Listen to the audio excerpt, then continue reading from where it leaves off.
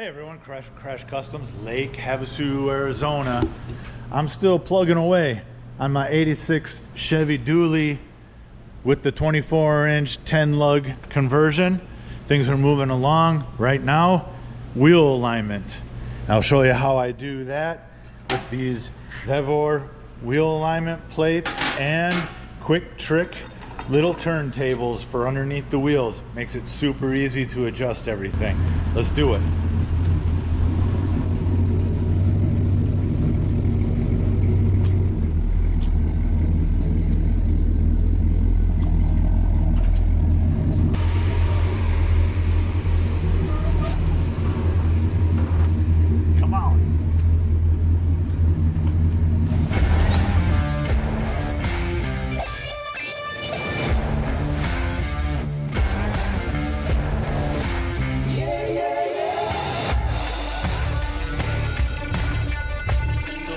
Obviously, I've moved it onto the 4-post hoist, right? Thinking life will be so much easier getting underneath it to adjust the tie rod ends, right?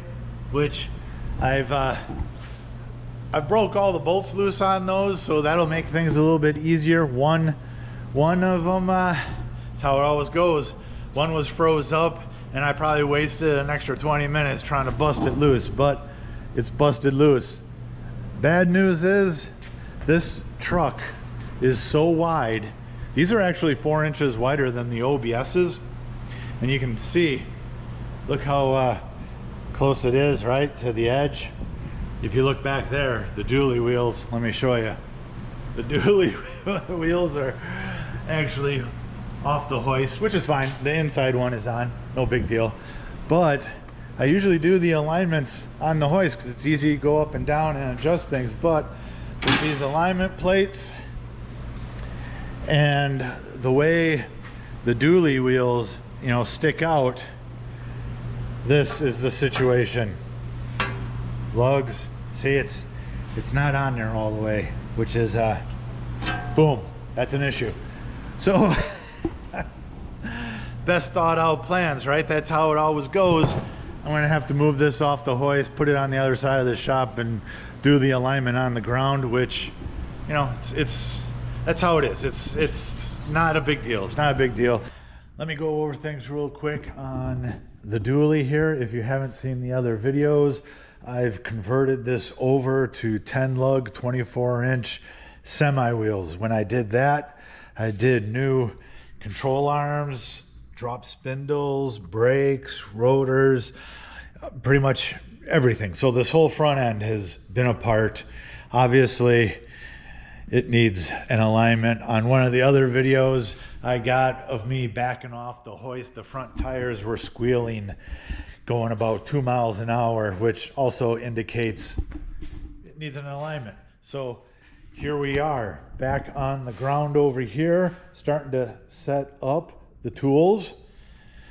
Vevor comes with 2 of these plates, these pins.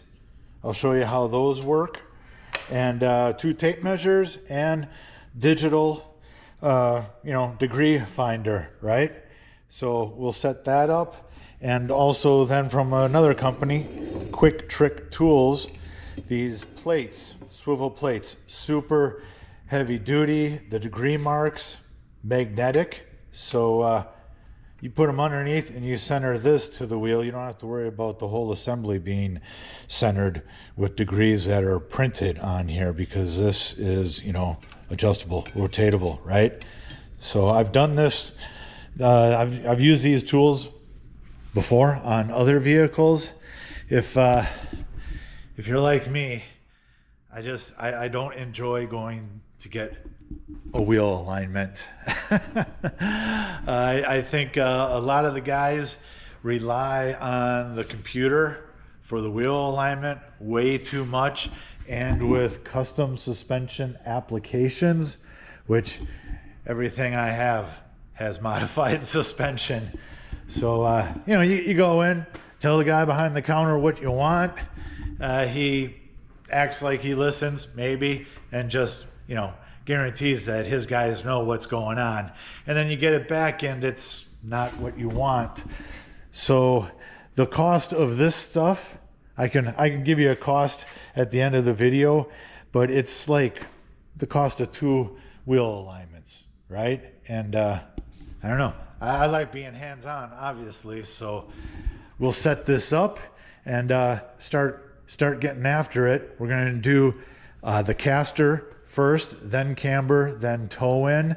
In the shop book for the square bodies, they recommend 0.3 inch amount of spacers in the forward location to get started.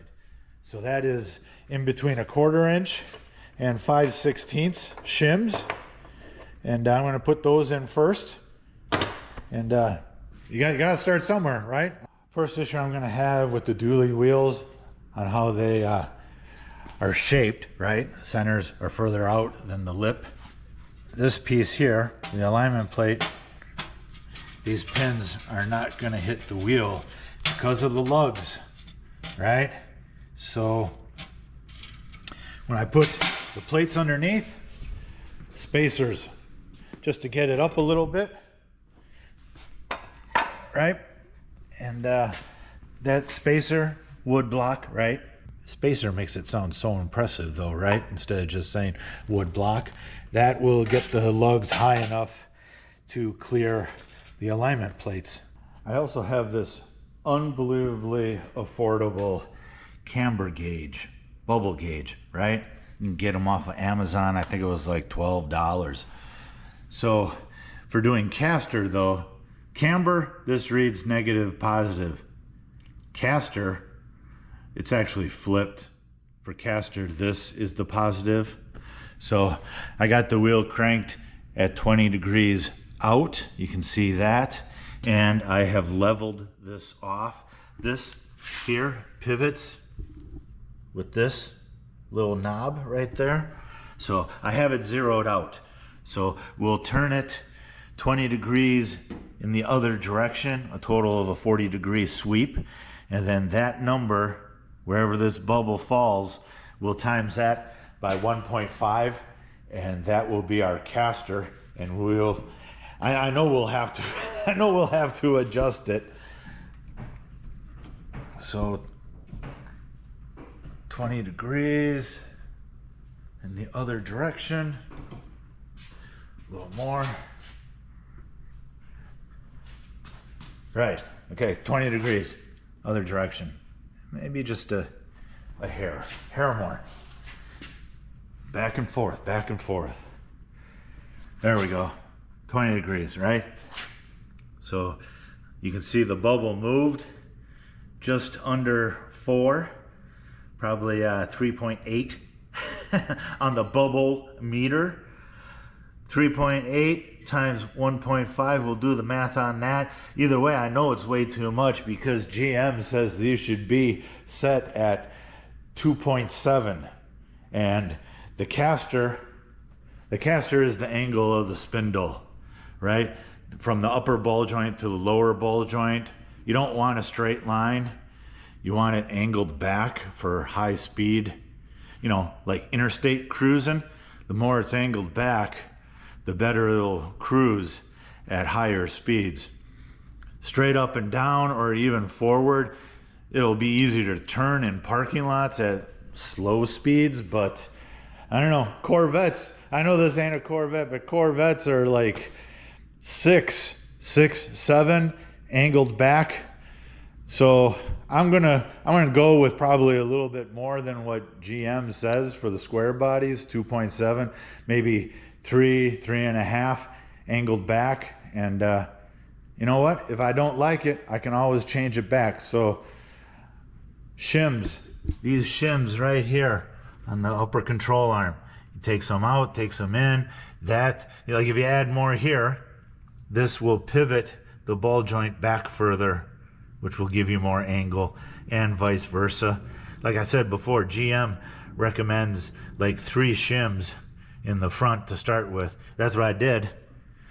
But yeah, these weren't built with robots and computers back in the day, so every one of these is going to be a little bit different. Time to adjust. All right, I pulled one shim, big shim, out of the front location on the control arm, and I got this where I want it. At least want it where I can go test drive it. Bubble's sitting at 2 1/4. 2 1/4 times 1.5. That gets you 3.375.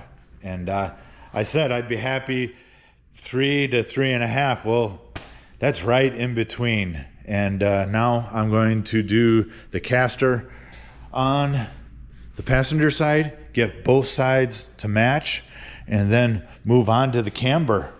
I got the caster set the same from side to side. As you can see, I decided to take the wood block out from between the tire and the turntable plate.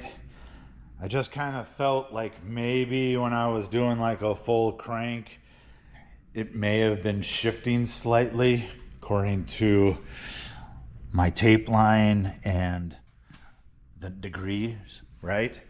So I took that out. I'll have to put it back in when I do the camber and the toe-in. Really mostly for the toe-in. I'll need to put it back in. That's what I'll do. I'll put it back in just for the toe-in measurements. And but these turntables, this is a C30, big and heavy. Watch this. They work so nice. So nice. Right there, man. There's 20 one direction. And it really don't take much. You know, that's like power steering, but obviously it ain't running. Steering by Armstrong, you know what I mean? All right, caster's done. Next, camber with these alignment plates. Super easy. This digital gauge magnetically stays.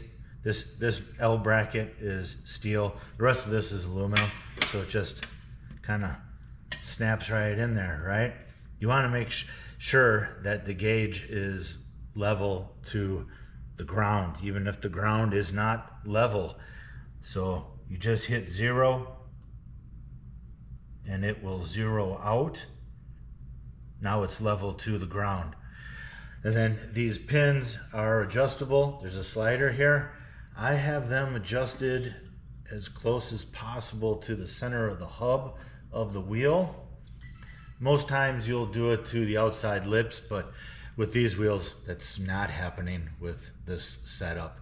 So anyways, you can see it's 29 degrees, 29.4 degrees off, which is a huge amount. And I already messed with the other side, and with the drop spindles and the way things are set up, I am not going to be happy with my camber adjustment. I'm not sure with the drop spindles if you're supposed to get like extended tubular control arms or whatever. Overall, I'm never going to have perfect camber, because if you've seen the other videos, I have bags on the front of this, and I don't have ride height sensors. I just have a gauge inside. So I'm going to burn up tires on camber no matter what. But I'll probably look into control arm setups for these, the C30s, and see what happens. But anyways, rambling on here. If you can just kind of, like, I'm pulling the top away from the wheel, and you can see the numbers are changing. So I'm going to max out the top of the control arm, which is with as many shims as possible, and see how close I get to proper camber. But I don't have my hopes very high on that, because I already did the other side. All right, camber and caster are adjusted. Before I jump on the toe-in, I want to just quickly talk about the shims that go in the control arm. You're always going to, most likely, you're always going to have an odd number of shims, because the odd number is the caster, the pivoting of the spindle. That's why you do that first. So most likely you're going to have an odd number of shims front to back on the control arm for caster. When you do the camber, you want to put an even number in. Don't change the odd number of the caster. Camber, always an even number. I got the toe-in alignment plates all set up, both sides. You can see here are the pins up against the lip, both sides. Tape measure, front and back. The plates, on one of the plates, they have a little magnet here to catch the end of the tape measure. Also, I did modify these, both of them. I notched this for the alignment swivel plates. Otherwise, you know, this is gonna rest on top of that and it's gonna be wonky, you know what I mean? These are pretty cool too, because there's lots of styles of these available, but the Vevor ones have this piece right here, this little like extended foot to help balance things. So I am ready to measure, and I don't know if you can tell, but it's pigeon-toed for sure. Measured out, and yeah, visually it was way off, and numerically different spindles will do that. 77 3/4 compared to 80 3/8. That's way off. That's crazy way off. So I'll adjust the sleeves for the tie rod ends and get it where it needs to be, remeasure, check, blah blah blah. Do that probably 10 times. I got this measured out perfectly according to GM. 3/16 narrower in the front than in the back. That's the toe end, right? I'm ready. Well, I'm not ready, the truck's not ready, but the front suspension is ready for a test drive. I still have a list of things to do on this before I actually go on the first test drive. It's long. A lot of little things that are going to take up quite a bit of time, but I'm done messing around underneath, doing the toe in, or up above messing with the control arms. All right, quick cost breakdown. I bought this stuff about a year ago, less than a year really. The Vevor equipment was $155. Comes with the plates, the pins, 2 tape measures, digital angle finder, right? And the quick trick turntables. That was a little bit more, about $330 for these, but they're super heavy duty and very convenient. And this was the deal right here. This was like 11-12 bucks. These are all great tools for doing your own wheel alignment. Highly recommended. That is where I'm going to leave this one for the tool review, and moving just a little bit more forward on my dually project. Please like, comment, and subscribe, and I'll keep giving you weekly content as always. Thanks.